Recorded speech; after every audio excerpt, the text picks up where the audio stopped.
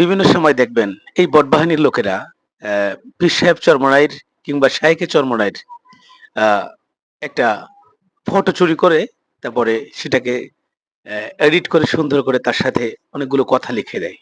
যে কথাগুলো আদৌ পীর সাহেব চরমনাই কিংবা শায়েখে চরমনাই বলেন নাই।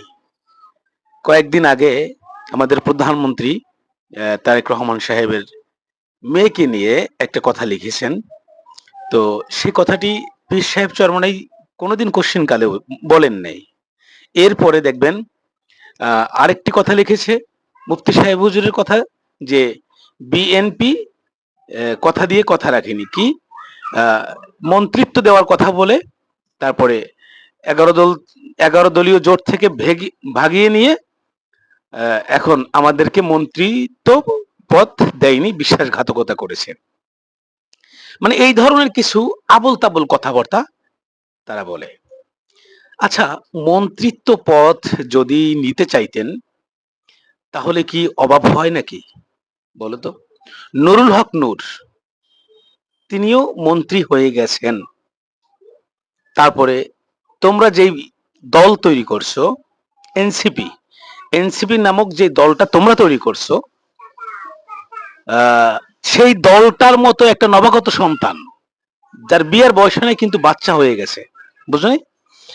যেই নবাগত দলটার বিয়ের বয়স হয় না বাচ্চা হয়ে গেছে, সেই দলটার মতো লোককে যদি তোমাদের ওখানে গিয়ে এমপি হতে পারে, মন্ত্রী হতে পারে, কথা বোঝো নাই, বা এমপি পদ পেতে পারে বা এমপি সংসদ সদস্য হতে পারে, তাহলে এত বছর ধরে নির্বাচন করে তারা কেন হতে পারে নাই? ব্যাপারটা কোন জায়গায়? গোলমালের বিষয় না? ভোট নাই, তাই না? আচ্ছা, ভোট যেখানে আছে সেখানে যদি যায় তাহলে কি হয়? ভোট পেয়ে যায়, তাহলে যায় না কেন বলতো? যারা ইসলামকে বিসর্জন দিতে জানে না, যারা ইসলামের ক্ষতি করতে জানে না, যারা ইসলামিক লেভেল লাগিয়ে চলে ইসলামকে ধোকা দেয়, তাদের সাথে তাদের যায় না। তারা এইরকম ইসলাম লালন করে না যেখানে কি সুযোগ বুঝে দল পরিবর্তন করা যায়, সুযোগ বুঝে আওয়ামী লীগ সাজা যায়, সুযোগ বুঝে বিএনপি করা যায়, আবার সুযোগ বুঝে যখন সব জামাত ইসলামী করা যায়। এরকম রাজনীতি ইসলামী আন্দোলন বাংলাদেশ করে না। প্রত্যেকটা কর্মী সিলমোহর মারা, প্রত্যেকটা কর্মীকে ইসলামী আন্দোলনের কিংবা মুজাহিদ কমিটির সিল মারা, সিল মারা, এগুলো সিল মারা, কথা বোঝে নাই? এগুলা মরার পরও চেনা যাবে, কথা বোঝে নাই? যেগুলো মুজাহিদ কমিটির লোক ছিল, এগুলো ইসলামী আন্দোলন লোক ছিল, এগুলো পীর সাহেব চরমনের অনুসারী ছিল, মৃত্যুর পরও তাদেরকে চেনা যাবে। তোমাদের মতো বট বাহিনী এরকম মিথ্যা ধোকাবাজ পুরো বাংলাদেশটাকে ইসলামের নামে যতটা ক্ষতি করেছে, আমার মনে হয় কোন ইহুদি খ্রিস্টানের দ্বারাও এরকম ক্ষতি কিন্তু অতীতে হয় নাই। আজকের এই বট বাহিনীর কাছ থেকে এই দেশটাকে রক্ষা করতে হবে। সামনে সেই বিষয় আসতেছে, সেই দিন আসতেছে তোমাদের বিরুদ্ধে মানুষ সোচ্চার হচ্ছে, কারণ এই মিথ্যা কলঙ্ক, এই ধোকাবাজ, এই রাজনীতিবিদ ধোকাবাজ, রাজনীতির নামে ইসলামের নামে ধোকাবাজদেরকে বাংলার জমিন থেকে দেখবা একটা সময় উৎখাত করেই ছাড়বে দেশের মানুষ। কারণ তোমরা ধোকাবাজির রাজনীতি করো, মানুষের নামে মিথ্যা কথা বলো, আল্লাহর ওলিদেরকে তো বিশ্বাস করোই না। মুসলমান, তোমাদের আসলে যেমন ইমান তেমন বিশ্বাস, তাই না?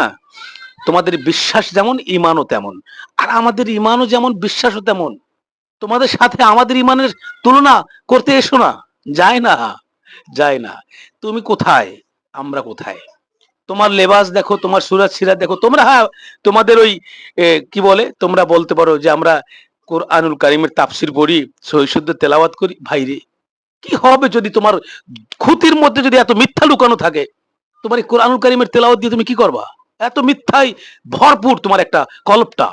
তা তুমি এত মিথ্যা কথা বলে আবার কোরআন শরীফ পড়ে তোমার লাভ কি বলো তো?